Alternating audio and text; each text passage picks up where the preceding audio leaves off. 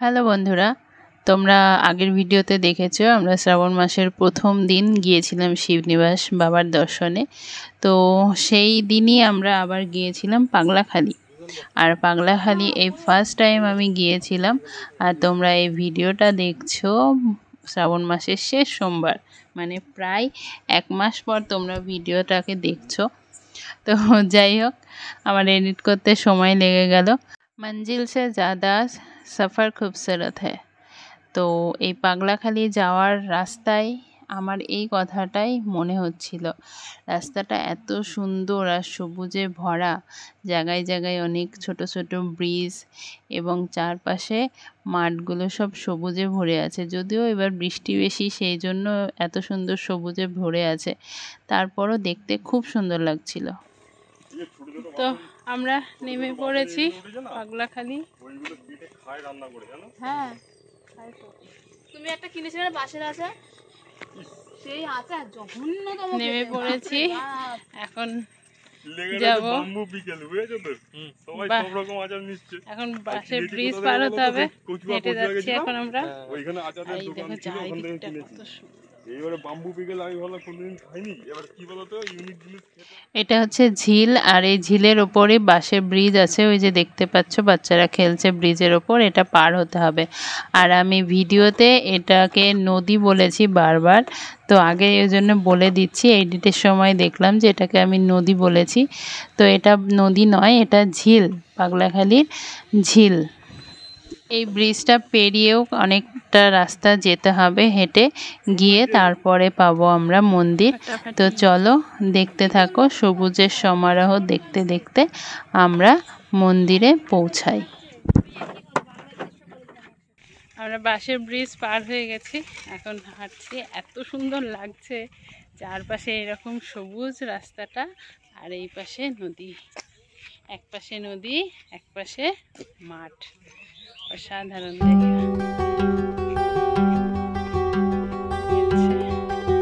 পাট ক্ষেত আর এই পাশে নদী, সবাই যে নেমে মাছ ধরছে ছিপ দিয়ে, ওই যে নৌকাও চলছে, ওই নৌকাতেও পারাপার করা যায়।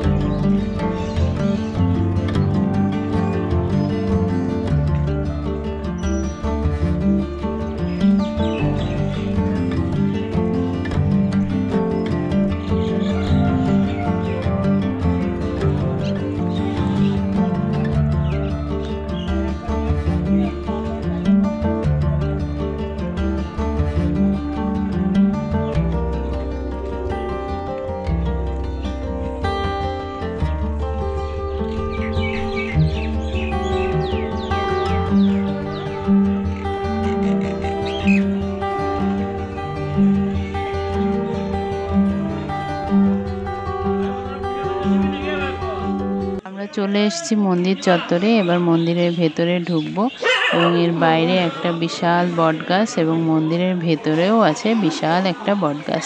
সেটাকে ঘিরেই অনেক ঠাকুর সেখানে রাখা আছে, দেখতেই পাবে তোমরা ভেতরে ঢুকলে।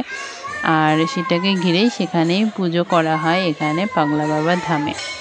তো এখানে পাগলা বাবা এসে ধ্যানমগ্ন ছিলেন, অনেক দিন তপস্যা করেছেন, তাই এই জায়গাটা পাগলা বাবার নামেই প্রসিদ্ধ। আর একটু পরেই এখানে ভোগ আরতি শুরু হয়ে যাবে এবং ভোগ হবে, তারপর আমরা প্রসাদ নেব। তো প্রসাদ পাওয়ার কথা ছিল না আমাদের, তবু আমরা প্রসাদ পাই। তো চলো বাকিটা দেখতে থাকো।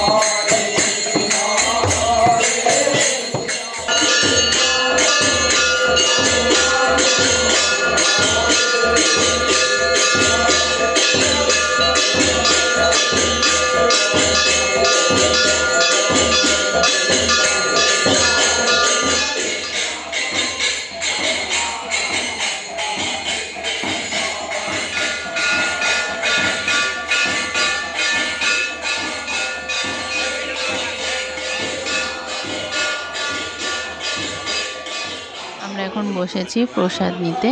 তো এখানে বাবার যত ভক্তই আসুক কেউ খালি পেটে ফেরে না, আর বিনা পয়সায় এখানে পেট ভরে প্রসাদ দেওয়া হয়। তো চলো আমরা প্রসাদ নিয়ে নিই, তারপরে আমার কথা হচ্ছে। আমাদের প্রসাদ নেওয়া হয়ে গেছে, এখন এই যে ঘাটে আসলাম। এই যে ঘাট, প্রচুর হাওয়া হচ্ছে আর মেঘও হয়েছে, জানি না বৃষ্টি হবে কি, তো দেখা যাক। আমরা এখন বেরিয়ে যাব, আমাদের গাড়ি দাঁড়িয়ে আছে। তো অনেকটা টাইম, প্রায় 1 ঘন্টা 1.5 ঘন্টা মতো টাইম এখানে আমরা কাটালাম। আর এই যে দেখছো বট গাছের সাথে যেগুলো বাঁধা আছে সরাগুলো, এগুলো সব মানসার সরা বাঁধা, যে যা মানসা করেছে সেগুলো বেঁধে রেখে গেছে। এটা যখন মানুষ পূরণ হয়ে যাবে তখন এগুলো আবার আসবে খুলে দিতে। এই যে মন্দিরগুলো দেখছো ছোট ছোট, এই যে মন্দির, তুলসী মন্দির, এইগুলো যাদের মানত পূরণ হয় তারা এই যে জমিগুলো কিনে নেয়, কিনে নিয়ে তারা মানত পূরণ হলে এখানে এভাবে মন্দির করে রেখে যায়। এই 1 হাত 1.5 হাত যেটুকু জায়গা দরকার, জায়গাটুকু বিক্রি কিনে নিয়ে তারপরে এইভাবে ঢিপি করে রেখে যায়। নামও লেখা আছে, যে যে দিয়ে গেছে। কথিত আছে পাগলা বাবার ধামে এসে কেউ খালি মানে শুধু মুখে যায় না, খালি পেটে যায় না। যদি কারো খিদে পায় সেই সময় যদি খাবার নাও থাকে, কোনোভাবে তার পেট ভরার ব্যবস্থা হয়ে যায়। তো এটা আমরাও তার প্রমাণ পেলাম। আমরা আস্তে আস্তে বলছিলাম যে খিদে পেয়েছে, গিয়ে কিছু খেতে হবে, দোকান থেকে কিনে নিই, কিন্তু এসে দেখি দোকানপত্র সব বন্ধ। তো তারপরে ভোগ হলো, মানে আমরা মন্দিরে ঢুকতেই, মন্দিরে পা দিতেই ভোগ শুরু হলো। তো ভোগও হয়ে গেল, আর তারপরে আমরা প্রসাদ পেলাম। তো যদি ভোগটা হতে আরেকটু লেট হতো বা আমরা আরেকটু আগে আসতাম তাহলে প্রসাদ হতো না। তো এটাই বুঝলাম যে যেটা কথিত আছে সেটা সত্যিই হয়। তো যাই হোক, এসে খুব ভালো লাগলো, ফার্স্ট টাইম আসলাম। আশপাশে পরিবেশ তো অসাধারণ, একটা আলাদা শান্তি এখানে। তো চলো এবার বাড়ি ফেরা যাক।